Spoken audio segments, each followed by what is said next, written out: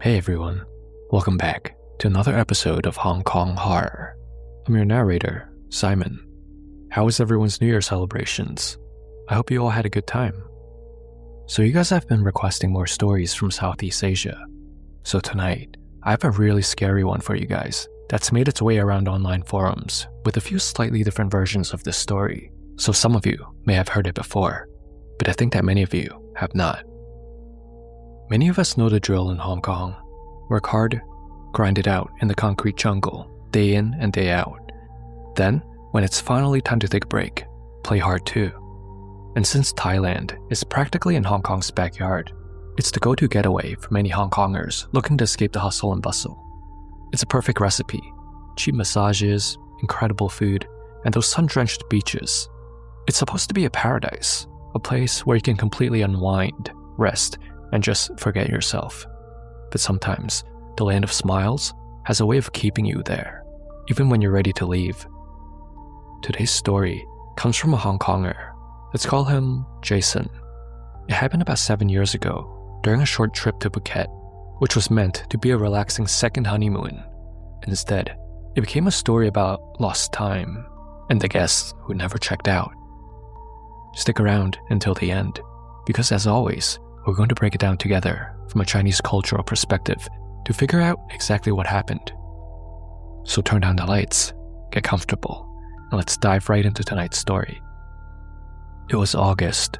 The air was thick with the peak of Thailand's humid season. Jason, his wife Sarah, and their friends Mark and Jenny landed in Phuket in high spirits. You know the vibe: sunglasses on, data roaming off, ready to leave the stress of Central far behind. They had booked a mid-range resort, tucked away near Karan Beach. It wasn't a 5-star international chain or anything too fancy, but the photos online promised a massive pool and ocean views, and honestly, that was good enough for them. When they arrived, the lobby was that classic Thai open-air style, hitting them with the scent of lemongrass and damp wood. It was modern, and the staff were all smiles. Jason and Sarah checked in, took their keys, and headed up to their room 714. Mark and Jenny were assigned to a different floor. The group split up. They agreed to meet back in the lobby in 30 minutes, just enough time to unpack and wash off the travel grit. The elevator doors slid open on the 7th floor, revealing a corridor that was strangely quiet. The carpet was a deep, bruised purple, damp and spongy underfoot from the humidity. Jason tapped his keycard against the reader. Beep! The lock clicked open. But as soon as they pushed the door inward, the first thing that hit them wasn't the view. It was the cold. The air conditioning was blasting. It wasn't just resort crisp, it was freezing. It felt more like a morgue than a hotel room. Sunlight was pouring in through the balcony glass, blinding bright light. But inside that room, it carried absolutely no warmth. The layout was pretty standard. You had that long, narrow corridor as you first walked in, bathroom on the left, a looming mahogany wardrobe on the right. Beyond that, the bed sat in the center of the main space, facing a flat-screen TV. Jason started to roll the luggage in, the wheels thumping over the threshold. Then, suddenly, he stopped. There, smack in the middle of the long entryway, positioned with military precision, sat 2 pairs of slippers. And these weren't those flimsy, disposable white paper ones hotels usually give you. These were thick, gray furry slippers, heavy duty, 1 large pair and 1 small pair. But the weirdest part? They were both pointing inward, toes facing the bed. "Housekeeping must have left those for us," Sarah said, shivering as she rubbed her arms against the chill. "Weird place to put them though. Usually, they're tucked away in the closet." Jason stared at them. He didn't like it. There's something deeply unsettling about the way they were positioned, side by side, perfectly aligned, almost as if 2 invisible people were standing right there, welcoming them in. He didn't want to think about it. He just kicked them aside, knocking them against the wall.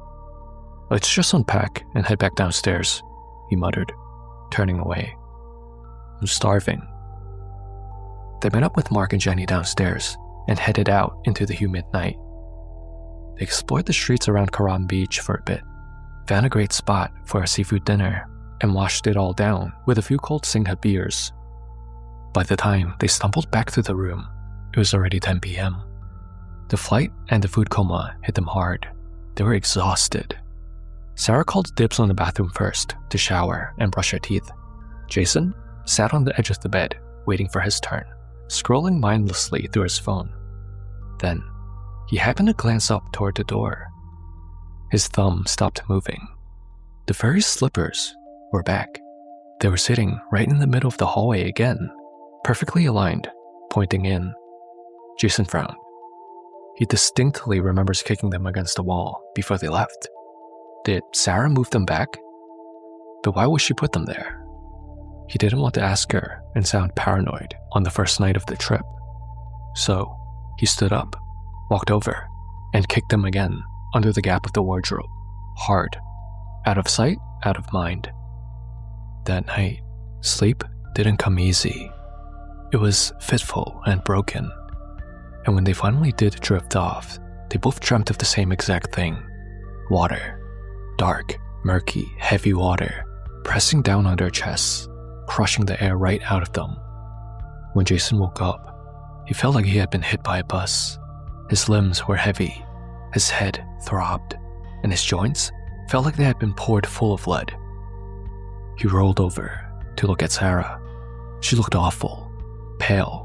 Her skin was clammy to the touch. "I can't move," she whispered, her voice barely a croak. "I feel so drained." "It must be the seafood last night," Jason groaned, rubbing his temples. "Food poisoning. We're down for the count." He reached over for his phone to call Mark and Jenny to tell them to go on without them. They had a full itinerary planned for the day, but there was no way they were making it out that door. But as he tapped his phone, his brain felt thick, foggy. He glanced over at the clock on the nightstand. He blinked, thinking he was seeing things at first. It wasn't 8 a.m. It was 1 p.m. They had slept through the entire morning. "Wow, we missed breakfast. We missed the whole morning," Jason mumbled, his tongue feeling thick and swollen in his mouth. He swung his legs out of bed, intending to crawl to the minibar for water. But as soon as his bare feet hit the floor, he froze. Those same furry slippers. They had moved again. They were sitting right by the door now, but this time, they weren't pointing in. They were pointing out, neatly arranged side by side, as if waiting to walk out the door. Did you move those there?" Jason asked, his voice cracking dryly. "Move what?" Sarah groaned from the bed, her arm thrown over her eyes, barely conscious. Jason stared at the slippers. A cold sweat broke out on the back of his neck. He didn't answer her. He just grabbed the room phone and ordered room service. Kanji, water, and some fever medication. He tried to rationalize it. It was just the seafood, bad shellfish, that's all. The rest of that day was a blur in Jason's memory. It wasn't just sleep, it was something heavier. They spent the entire day laying in bed, drifting in and out of a dark haze. It was like a comatose state. They would wake up for 5 minutes, force down a few spoonfuls of cold kanji, and then the heaviness would pull them right back under. Night fell again. The room was pitch black, except for a sliver of light coming from under the bathroom door, which they had left on. Around 11 p.m., Jason was awoken by a sound. It was the unmistakable sound of that heavy wardrobe door opening. He laid perfectly still, paralyzed by that groggy, feverish fear. He was now facing the window, and in the dark glass of the balcony doors, he could see a faint reflection of the room illuminated by the bathroom light. In the glass, he saw a figure. A person, wearing a plain white t-shirt, walked out of the bathroom and over to the wardrobe. The figure paused and seemed to be rummaging through the clothes hanging inside. "Sarah?" he whispered, his throat tight. Sarah grunted from right beside him in bed. She shifted under the duvet, deep in sleep. Jason's heart stopped. If Sarah was beside him, who was standing at the wardrobe. He whipped his head around, adrenaline finally breaking his paralysis. The room was empty. The wardrobe door was shut tight. The bathroom door was closed. "I'm losing my mind," Jason whispered to the darkness, clutching the sheets. "This fever, it's making me hallucinate." Day 3. The sickness didn't just linger, it deepened. When Jason finally opened his eyes, the sunlight hitting the curtains wasn't bright yellow. It was a dying orange. Sunset. They had lost an entire day. The air in the room had changed too. It smelled stale, thick with mildew and something else. Salt water, brine, like the ocean had seeped into the carpet. He tried to sit up, but the room spun violently. He dropped his head and looked toward the hallway. The slippers, they were in the center of the floor again. This time, they weren't side by side. They were arranged in a walking formation, left foot forward, right foot back. Frozen mid-step, like invisible statues were pacing the room, waiting for them to wake up. Jason cursed under his breath. This is too much. He forced himself to get up, staggering to the bathroom to wash his face. He splashed cold water on his skin and looked up at the mirror. He recoiled. His reflection was gone.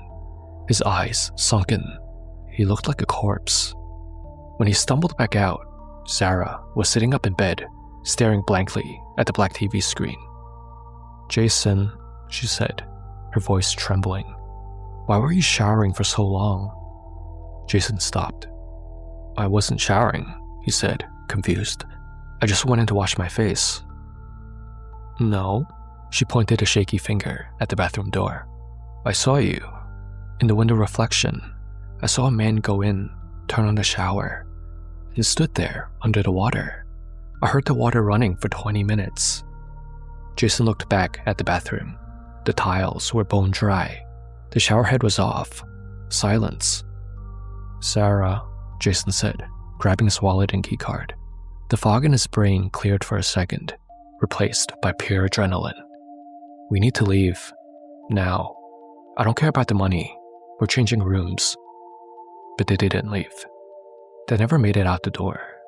As soon as Jason sat on the edge of the bed to put on his shoes, a wave of exhaustion hit him so hard it felt like a physical blow to the head. His eyelids fluttered, heavy as iron. His muscles went completely limp. He fell back on the mattress, helpless. Darkness took him instantly. He woke up in the dead of night. The only illumination came from the bathroom door, cracked, open just an inch.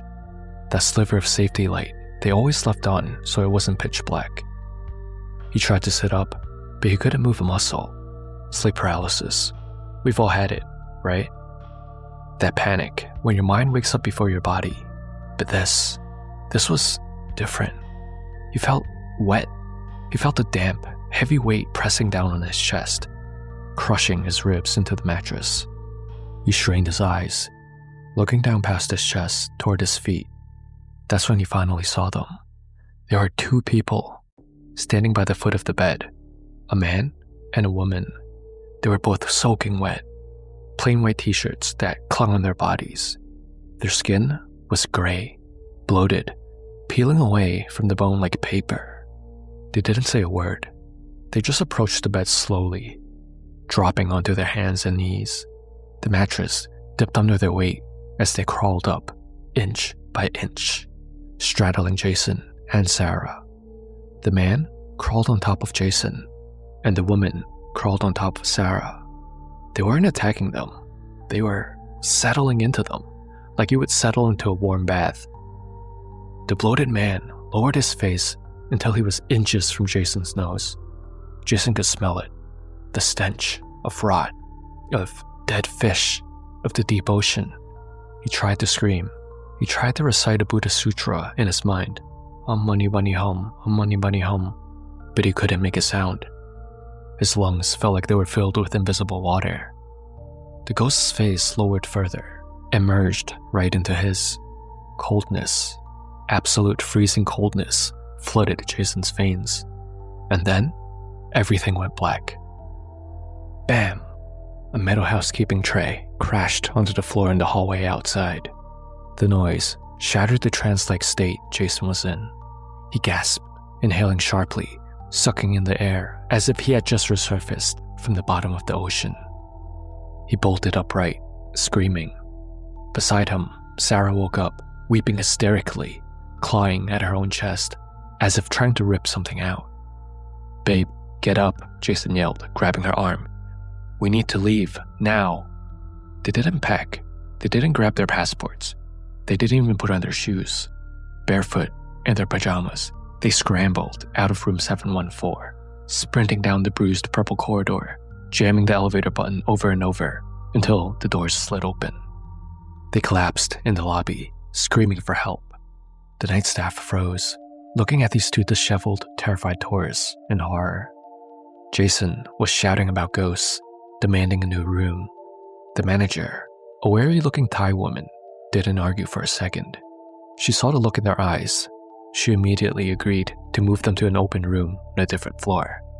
She asked them to head over to the lobby, to wait, and that housekeeping will bring them up once the room is ready. Jason and Sarah agreed. They left the front desk and went over to the main lobby, where they waited. They sat on the sofa, shaking uncontrollably. Just then, a monk in saffron robes walked through the entrance. Monks often bless hotels in the morning, but it was late. Perhaps he was staying there as a guest.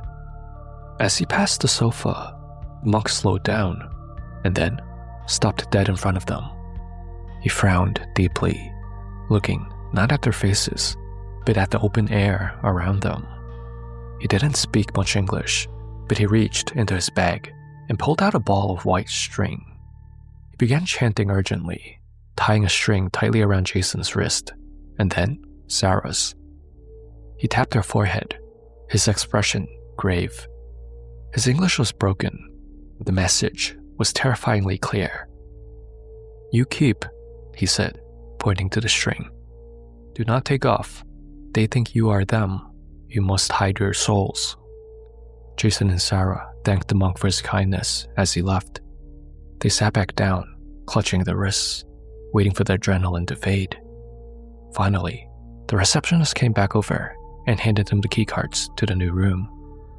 Since it was so late, she told them to just crash in the new room for tonight and go back to collect the luggage in the morning. Jason and Sarah, too exhausted to argue, they took the keys, thanked her, and practically dragged themselves to the elevator. The night in the new room was uneventful. It was quiet. It was peaceful. When they woke up the next morning, the fever had finally broken. That heavy, crushing feeling in their chests was completely gone. Feeling like themselves again, they went back to room 714 in the broad, safe light of the day, accompanied by a member of the housekeeping staff to pack their bags. But when Jason unzipped the suitcase to start packing, his blood ran cold. The suitcase was full. It was packed tight with dried mangoes, coconut rolls, and elephant keychains, souvenirs. "Sarah," Jason whispered, holding up a bag of snacks. "We didn't buy any of this. We haven't left the room in 3 days." The housekeeping staff member was standing by the door, holding a stack of towels as she waited for them to clear out of the room. She looked uncomfortable. Her English wasn't fluent, but her confusion was loud and clear. "Sir," she said softly, "why you say you stay in room?" "We were sick," Jason said, the panic rising again. "We were in bed the whole time." The housekeeper shook her head slowly. "No, sir. I see you. I see you yesterday. I see you day before. You and your wife. You wear white t-shirts." She mimicked a stiff, unnatural walking motion. "You walk, strange, stiff, like robots. You go shop across street. You buy snacks. You come back. You don't speak to anyone." Jason looked at Sarah. Sarah looked at the pile of souvenirs. They realized it then. The exhaustion, the lost time, the feeling of being crushed. They hadn't been sleeping. They had been ridden. They checked out immediately. They tried to call Mark and Jenny, only to find out their friends had already left for the airport, furious that Jason and Sarah had ignored them for the entire trip. They caught the first flight back to Hong Kong. It wasn't until weeks later that Jason found an old news article online. 3 years prior, in that same hotel, in room 714, a young couple from Taiwan, they went out for a jet skiing trip. There was a collision. Both of them drowned. The report casually mentioned that their bodies were recovered wearing plain white t-shirts. They had died in the middle of their vacation. They weren't ready to go. They still wanted to eat dried mangoes. They still wanted to sleep in a soft bed. They still wanted to enjoy their holiday. And when Jason and Sarah checked into room 714, they gave the ghosts a chance to finish their trip. So the next time you check into a hotel and you see a pair of slippers sitting in the middle of the hallway, don't kick them aside. Call the front desk. Request a room change. Because you never know who might be waiting to step into your shoes and into your skin. So, Hong Kong horror fans, what happened here to Jason and Sarah? Did they check into a haunted hotel? Please pause the video here and let me know what you think happened in the comments below. Alright, so what do I think personally happened here from a Chinese cultural perspective? Well, a lot. There's a lot to unpack in the story, so let's break it down together into bite-sized pieces so we can fully understand what might have happened and why. In my opinion, this is not a true haunting. If it's more in the category of something we call 接生, some call it 附身, but it's basically the same thing. It means borrowing a body. In Chinese belief, there are many different classes of spirits. There's Yunwan, vengeful ghosts, All Guai, hungry ghosts, Daibokling, location-bound spirits. Then there's the Yaowan, Guan Ye Guai, the wandering spirits. And finally, there's the Ziesenling, spirits that temporarily use the living. So these are just a few of the different types of spirits there are. What Jason and Sarah encountered in room 714 most closely matches the Ziesenling, spirits that borrow a living body to experience the world again.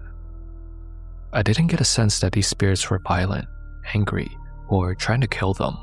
They seemed more interested in finishing their holiday, the classic unfinished attachment, Tapnim, not revenge. I also want to turn our attention to the slippers in the room. These slippers were a huge red flag, culturally speaking, but Jason and Sarah totally ignored it. In Chinese belief, shoes and slippers represent the soul's direction. So slippers, neatly aligned, means someone is present. If they're both pointing inward, then it means someone is entering or inviting you in. If they're pointing outward, it means something is preparing to leave. In funeral customs, shoes of the dead are positioned toward the door. This is done to help the soul walk properly and to prevent wandering, and symbolically guide departure. So when hotel slippers are side by side, evenly spaced, facing one direction, they subconsciously replicate death rites. You're unknowingly staging a ritual. So when you stay at a hotel, always leave shoes and slippers in a messy way and try not to align them perfectly like you do when you're at home. The reason for this is to mark human presence and ownership. It creates a bit of disorder, which spirits are believed to avoid. This might be getting into the weeds, but in Chinese folk cosmology, perfect order equals ritual, ritual equals intention, and intention equals invitation. Spirits are believed to move through patterns, not random chaos. Aligned shoes look ceremonial. Ceremonial objects to spirits look available, and available spaces invite occupation. Messy shoes, on the other hand, signals to them that a living human is here, active, and unpredictable. Spirits don't usually like unpredictability. I just want to reiterate, this is only in regard to when you stay at a hotel, not when you're at home.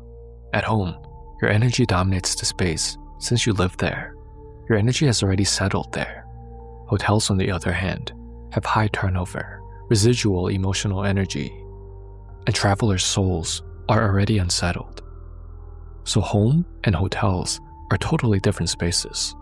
Also, if you recall, Jason rudely kicked the slippers aside multiple times. He disrespected an already claimed space.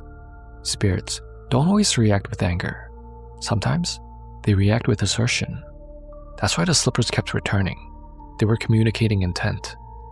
Next, I want to touch on the dream about the water that both Jason and Sarah shared. Another big red flag that they again ignored. In our culture, a dream shared is not a dream at all. It's a visitation. Individual dreams are internal. Shared dreams, on the other hand, indicate a common external source, a spirit projecting an experience. Elders take shared dreams as extremely serious, especially when the imagery is specific. The emotion is physical, and the sensation continues even after waking up. To someone familiar with Chinese folk belief, the combination of cold plus water plus lost time immediately equates to something bigger. Drowned ghosts. In Chinese cosmology, not all deaths are equal. Deaths are broadly divided into three main categories. Clean deaths. These are deaths from old age and illness. Then, there's violent deaths. These would be your murders and accidents. Finally, there are the sudden elemental deaths, such as fires and drownings. Drowning is considered one of the worst deaths, spiritually, because the soul leaves the body in a panic.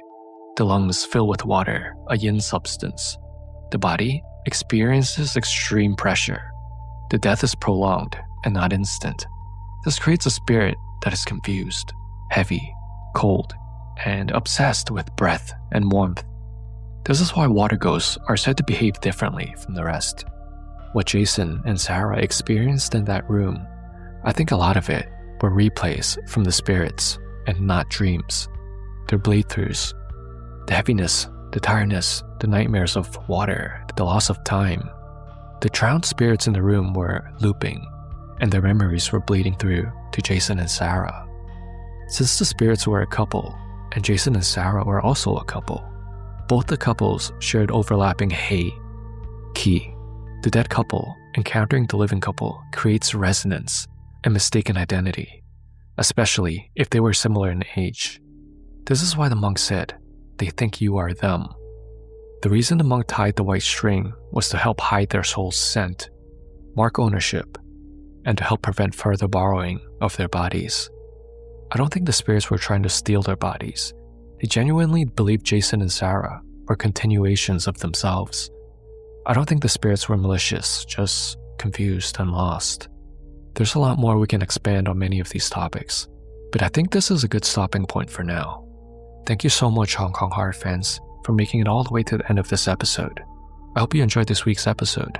Stay safe, and we'll speak again next week.